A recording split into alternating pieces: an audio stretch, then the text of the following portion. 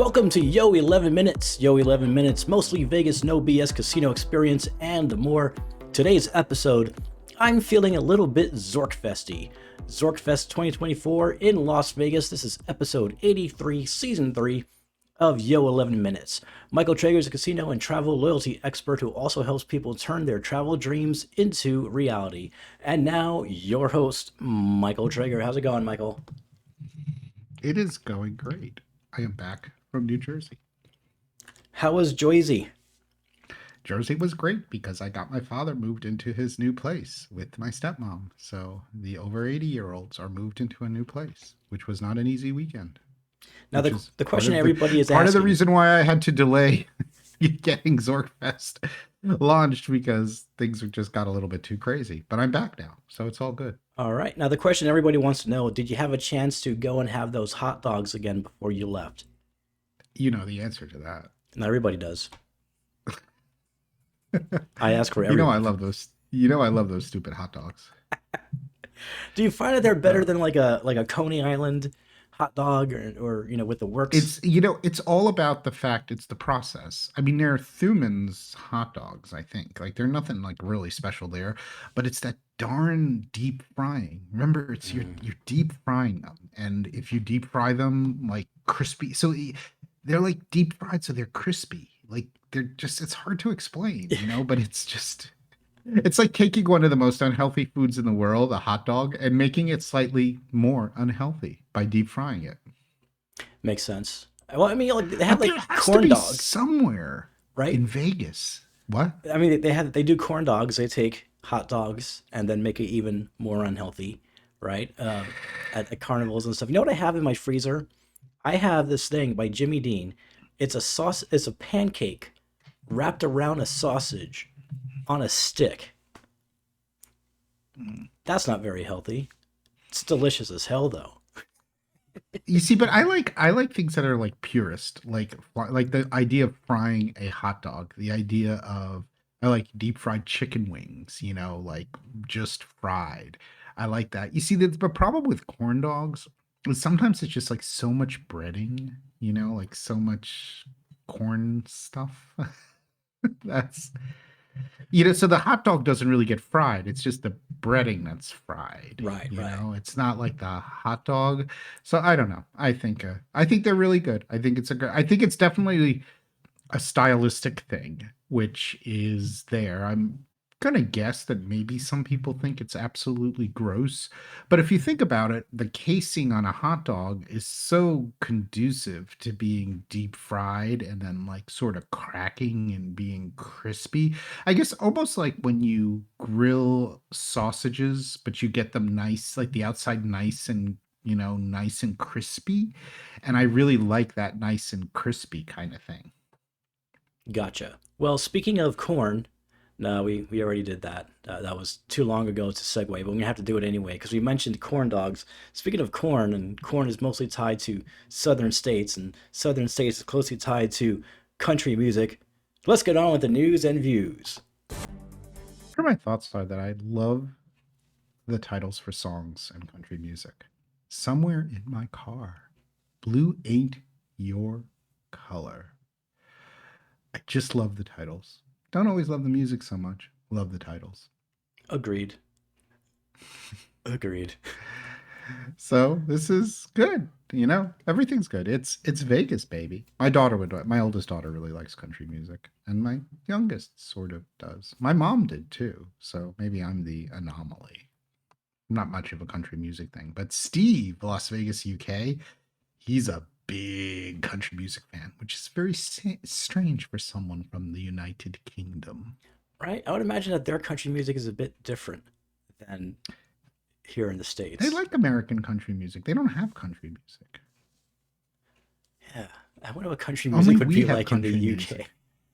Like, what would the hardships and sorrow be about? Like, I've lost my spot of tea. And I don't know. Anyways. What do you What do you have for us today?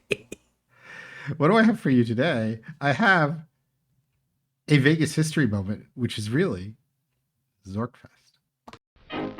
Greetings, ladies and gents, and now it is time for a Las Vegas History Moment. A moment of Las Vegas's history. Brought to you by Travel Zork.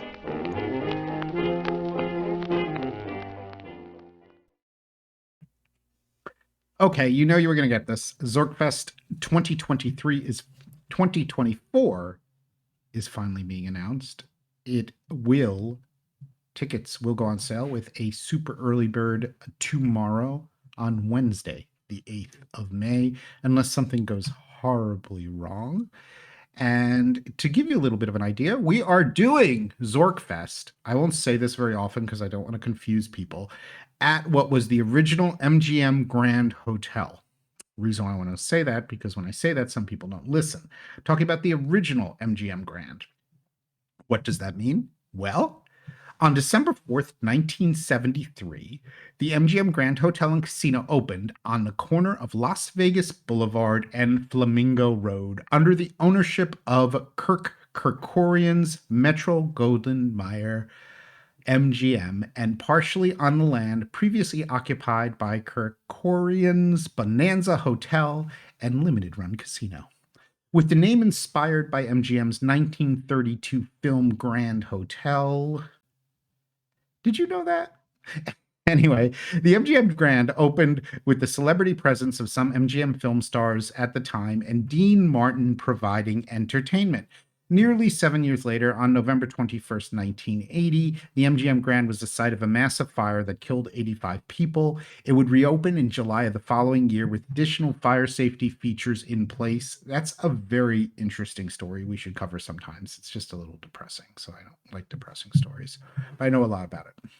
In 1986, Bally Manufacturing would purchase the property and rename it Bally's Las Vegas, which it would remain for 36 years.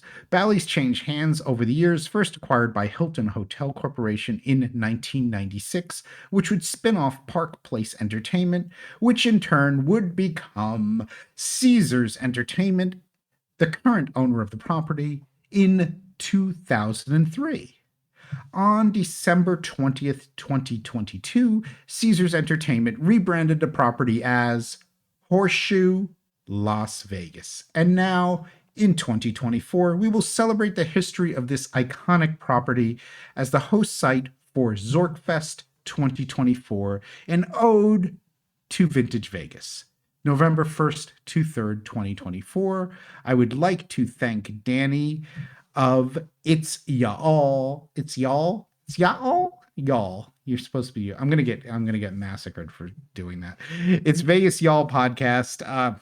He did that nice little write up for me because he helps to coordinate ZorkFest, and that is the story. And we're going to have another wonderful venue with a view. And I always will caveat this because the lawyers say that we need to do it, and you agree to it when you buy tickets, that everything we tell you is subject to change. But usually we're just required to say that because speakers can change and programs can change. But it's going to be another fun-filled ZorkFest. Most of ZorkFest this year is changing a little bit. Cocktail reception Friday night. Don't know exactly where we're doing it yet, but there are going to be some surprises. At least we think we're going to have surprises. Then ZorkFest is going to run all day on Saturday. What's going to happen on Saturday is we're going to start with a coffee reception. We're going to have sessions all day, lunch on your own. We're going to have an afternoon snack break. It's going to be a great afternoon. Hopefully an open bar in the afternoon. Haven't confirmed that yet. Great program, great speakers. And then on Saturday night, we are going to have our Podcasters After Dark, much like we did last year in Tahoe. Craps was single odds or double odds. Right, double odds. Right, you know, and that's it. So it gets better. And now there are a lot of places where when you make a buy bet, you only have to pay the big, you know, when it wins. So I mean, well, for whatever reason, Craps gets better, and you know. So anyway, yeah. So hopefully it comes to Vegas. Keren, thank God, closes.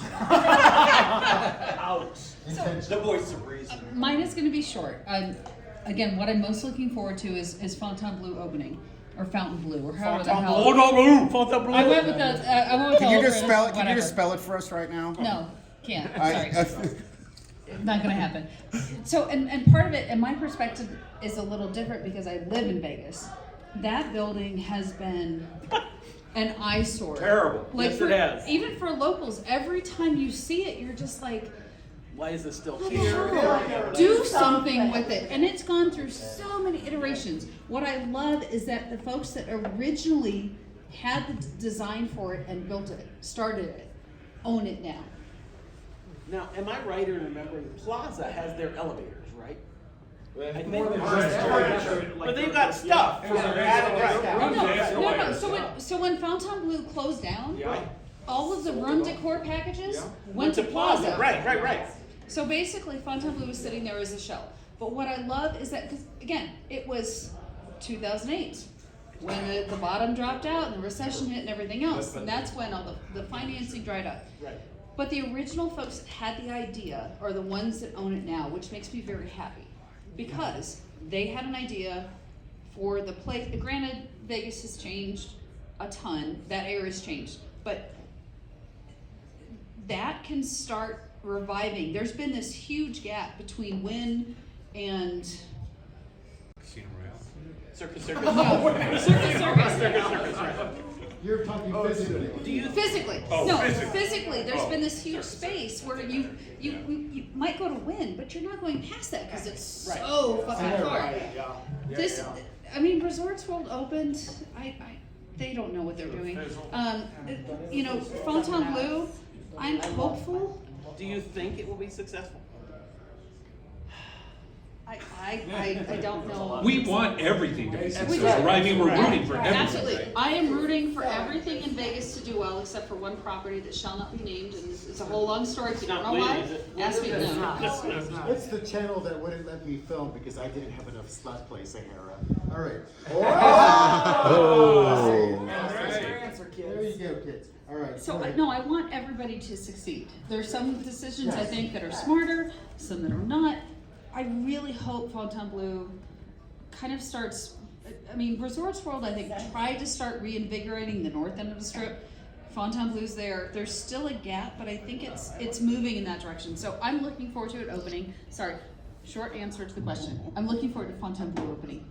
I appreciate it. Thank you. So we are a little over time, but if anyone has a question they're dying to ask the panel, we'll stretch a little bit longer. We'll stay here. And It's interesting because that was a year ago, and they're talking about when Fontainebleau is going to open and being, are you hopeful for it or not and everything. And yeah, to her point, Karen's point, I used to call it the big blue monstrosity because it was just there. It was a shell of a building. Nothing was going on with it. It was just there. And if you lived at Turnberry Towers, and people paid a lot of money to live at Turnberry Towers, you now had this obstructed view of this big ass blue thing. So it was like, I hope it becomes something. Yeah, I totally see her point. No, it's cool. It's always cool looking back. Anyway, this is one of the most fun. This is the funnest. This is the funnest part of ZorkFest is Podcasters After Dark. And of course, we have an amazing person who's going to be handling all of the DJ and audio. Cool. Who's that going to be? I don't know. Okay. This Michael We'll person. find someone. Movestro, DJ Uns. I'm not DJing, man. That was a long time ago. No. Anyway, it's great. And so far, we have confirmed for that panel on Saturday evening. We have confirmed, and of course, with the caveat, things can change. People have lives, but usually this stuff tends to work itself out. We have Vegas Duffy of Crap Vegas. Ooh. We will have Adam of Travel Fanboy, the original #1 hat influencer. We will have 360 Vegas Keren of the 360 Vegas podcast, and Mark DeVol of the Gambling Podcast. You can bet on that. Nice. And I think we're going to have possibly one or two other people, but this gives you an idea. It's a great event. It's super fun. It's also on Saturday night. We're going to have drinks. We're probably going to have some food stuff, and it's just sort of cool. Now, after that, just to run through things a little bit, our casino events will be on Sunday, which all the planning seems to be going well, and getting them to agree to allow us to do our private coffee dice like we did last year. That will be on Sunday morning because it's coffee dice. And I have requested also a private baccarat table after coffee dice. We'll see how that works out. And maybe some other things. We definitely are open to suggestions for group gambling kind of casino stuff, or maybe we could just do informal group gambling. I know coffee dice is a big deal. Those things, we expect to have some other surprise add-ons. And those add-ons will be all of the add-ons are going to be done in July because we're launching really early this year. So signing up for coffee dice and any of the other stuff, we like to sort of do it on one. We're not sure if we're going to do a foodie or cocktail experience or something. We're sort of working all of that out. I would love to have another great after party. I think Movestro remembers my after party at Treasure Island. Yep. And I love that kind of stuff. Or possibly we could just do late night chicken wings.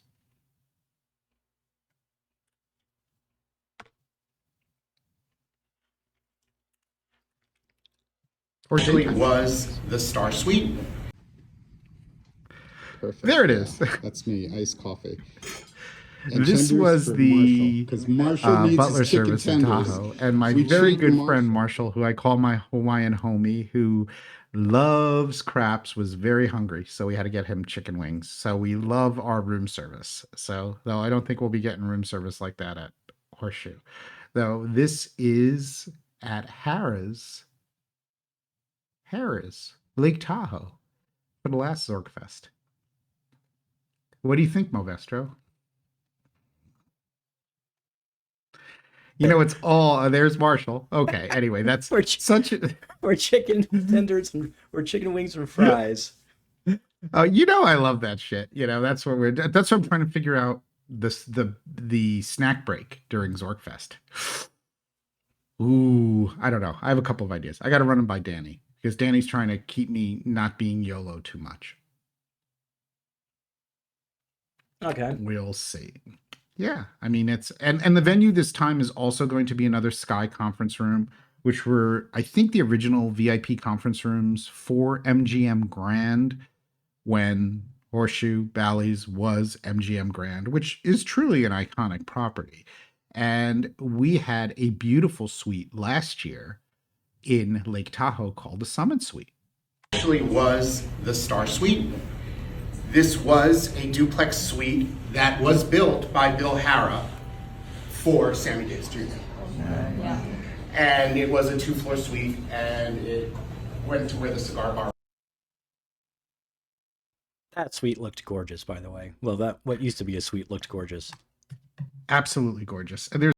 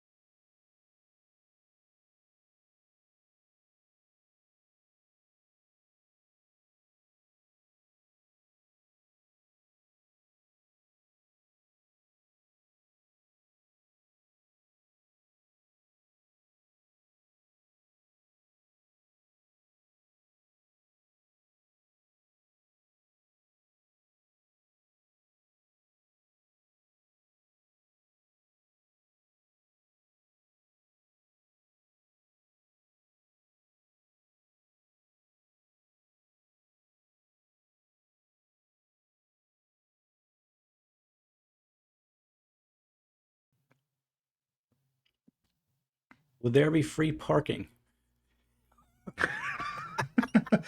Yes. So in order to get your free parking, you're going to have to show up at Movestro's house, and he will valet park your car, and you'll need to take an Uber. That's one way of doing it. Never mind. Will there be free parking? Yes, that's great. Great. It's like someone always has to bring up parking, don't they? Of course, and resort fees. So I think, but I did touch on that.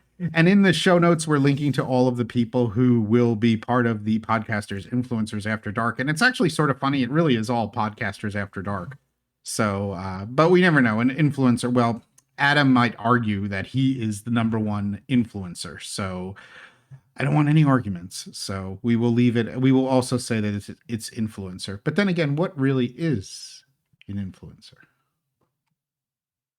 that's a topic for another show.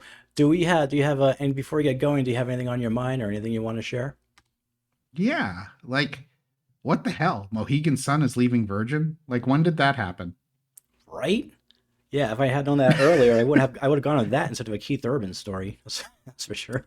Yeah, well, I will tell you. Well, we can use that now. We know now. You know our news for tomorrow. I do think that Mohegan Sun really missed a huge opportunity in Las Vegas, and obviously, if you want to talk about other tribal gaming, look at Mirage Rock. I mean, the Seminoles get how powerful the Las Vegas market is. I do not know what went wrong at Virgin with Mohegan and their casino operation.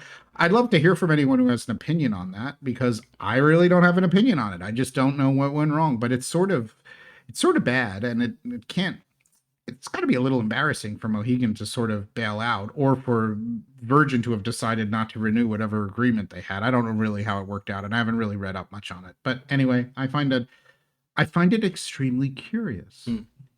Indeed. I feel the same way. I'll be reading more about it right after the show.